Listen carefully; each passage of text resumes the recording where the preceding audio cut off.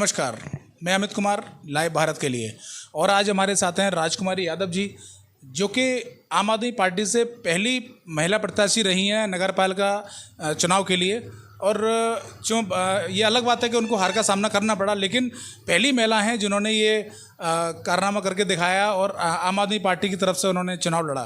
तो आइए आज हम जानते हैं उनसे कि महिला आरक्षण बिल के बारे में उनके क्या ओपिनियन है, उनका क्या विचार है उनके। तो सबसे पहले आपका परिचय आप खुद देंगी। हेलो, मेरे सभी साथियों को नमस्ते। और देखिए, मेरा नाम राजकुमारी यादव, प्रदेश सचिव और प्रभारी। आम आदमी पार्टी को बीजेपी वाले या सारी जनता को बीजेपी वाले इस तरीके से भ्रमित कर रहे हैं कि जैसे कि जनता कुछ जानती नहीं, अनपढ़ जनता समझ रही, अनपढ़ जनता को समझ रहे हैं बीजेपी वाले। ऐसा भाई कुछ नहीं है। जो महिला आरक्षण बिल जो पास किया गया है वो ऐसा बिल है, वो 24 में नहीं लागू है और पता नहीं 30 में लागू होगा या 25 में लागू होगा, वो 30 में लागू हो या 32 में लागू होगा, क्योंकि वो ये कहा गया है कि जब वो पारित हो जाएगा तब किया जाएगा, लेकिन लागू नहीं किया जाएगा। उसके बावजूद भी 33% सबको दिया गया है। सबको क्यों दिया गया है? सबका अलग अलग दीजिए। जैसे बीसी का, ओबीसी का 27% है, उस तरीके से दीजिए। एससी का 70% है, उस तरीके से दीजिए। जर्नल का जैसा है उस तरीके से दीजिए। लेकिन इसके लिए माननीय हमारे प्रधानमंत्री मोदी जी मुकर जाते हैं और बिल्कुल भी इस पर नहीं बोलते हैं, चुप्पी लगा लेते हैं, क्योंकि उनको मालूम है कि आधी आबादी महिलाओं की है और महिलाओं को हम बलगला लेंगे और वोट ले लेंगे। अब की बार ऐसा नहीं होगा। और ये बिल के जहाँ से मैं, मेरी बहनाएं बिल्कुल ना आए, मेरी माताएं बिल्कुल ना आए, क्योंकि ये बिल का एक लॉलीपॉप है और ये बिल फिल कुछ नहीं है और न ये अभी 24 में लागू होगा। यदि मोदी हैं तो 24 में लागू करें, ओबीसी का, जर्नल का, एससी का, सबका करें। लेकिन ऐसा सरकार नहीं कर रही है। क्यों? कि वो कहती है चुनावी जुमला है, क्योंकि इलेक्शन 24 में है। इसलिए उन्होंने देखी है कि एक जुमला दे दिया है और जुमला दे के जनता को भ्रमित कर रहे हैं। और मैं मोदी जी से कहना चाहता हूँ, ये इतने ही अच्छे हैं तो मणिपुर को आज 2 महीने से जल रहा है। उस मणिपुर की बहनाओं को, मेरी छोटी छोटी बहनाओं को इस तरीके से नंगा करके घुमाया जा रहा है, परेड कराई जा रही। क्या मोदी कानों से बहरा, गोड़ों से लंगड़ा लूड़ा है क्या? इसके कुछ भी माँ बहन नहीं है क्या? ऐसा इसने देश में, जब से देश मेरा 70 वर्षों से स्वतंत्र हुआ है, कभी भी ऐसा मेरे देश में नहीं हुआ है जैसा कि आज हो रहा है। जालौन में देखिए, सरेआम महिलाओं की, बच्ची की, 13 साल की बच्ची की एक ऑटो ड्राइवर ने कैसी दुर्दशा की उसकी। क्या उसके लिए मोदी के कान नहीं है क्या? योगी के कान नहीं है क्या? दूसरा, अभी इस समय उस पर मोदी और योगी इस तरीके से और कहते हैं कि बहनाओं को कि सबका विकास सबका साथ। और मैं बहनाओं की बहुत रक्षा करता हूँ, महिलाओं की बहुत रक्षा करता हूँ।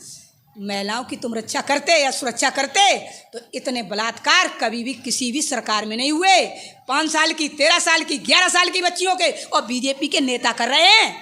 अभी 3 दिन पहले एक पति पत्नी चले आ रहे थे और केवल साइड न मिलने पर उनको, उसके पति को उतार के बीजेपी के नेता की पत्नी चेयरमैन थी, उसने इतना मारा कि उसकी आँख ही फूट गई।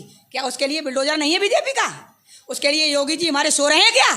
बिल्डोजर चला दें क्या? और बाहुबली घूम रहा है तो उसके लिए कोई मुकदमा नहीं। उन्होंने 6-6, 7-7 लड़कियों का बलात्कार किया, उसके लिए कोई उनके लिए सरकार में ईडी और ईबी, सीबीआई कुछ नहीं है।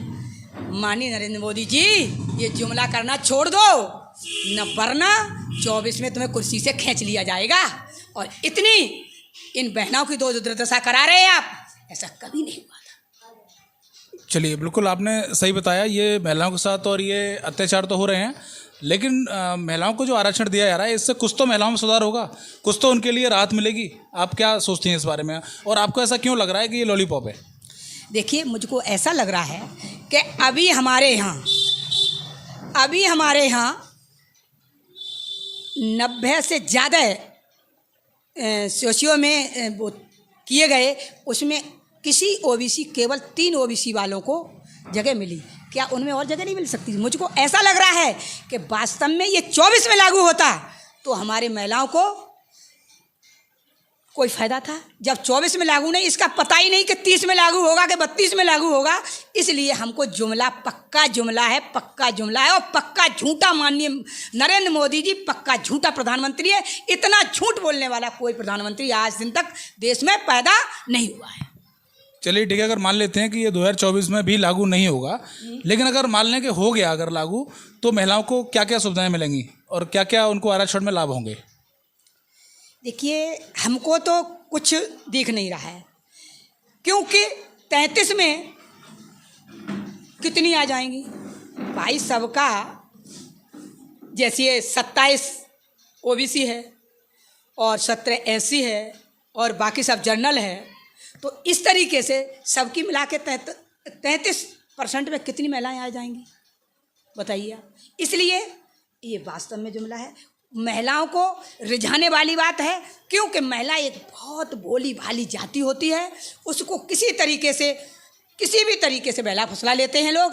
लेकिन मैं ये आम आदमी पार्टी से राजकुमारी यादव संदेश देती है अपनी बहनों को, अपनी माताओं को, कि ये संदेश अच्छी तरीके से सुने, इनके जुमले में ना आए और अपना अधिकार स्वयं समझें, क्योंकि इन्होंने ऐसा कर दिया है। ये 33% कुछ नहीं है, हमारा जुमला है। बीजेपी वाले हमारी महिलाओं को गुमराह कर रहे हैं, उनको रिझा रहे हैं वोट के लिए। अगर मैं आपसे पूछूं कि महिला आरक्षण बिल में क्या क्या सुधार होने चाहिए, अगर पॉसिबल हैं, तो आप क्या सुझाव देना चाहेंगी? एक मिनट, हेलो, देखिए, जैसे कि हमारे माननीय प्रधानमंत्री नरेंद्र मोदी जी ने ये कह दिया कि 33% हमने बिल पास कर दिया। पहले तो उन्होंने ये कोई नया काम नहीं किया, क्योंकि जो 2014 से फाइल चली आ रही थी तब इन्होंने पास नहीं की।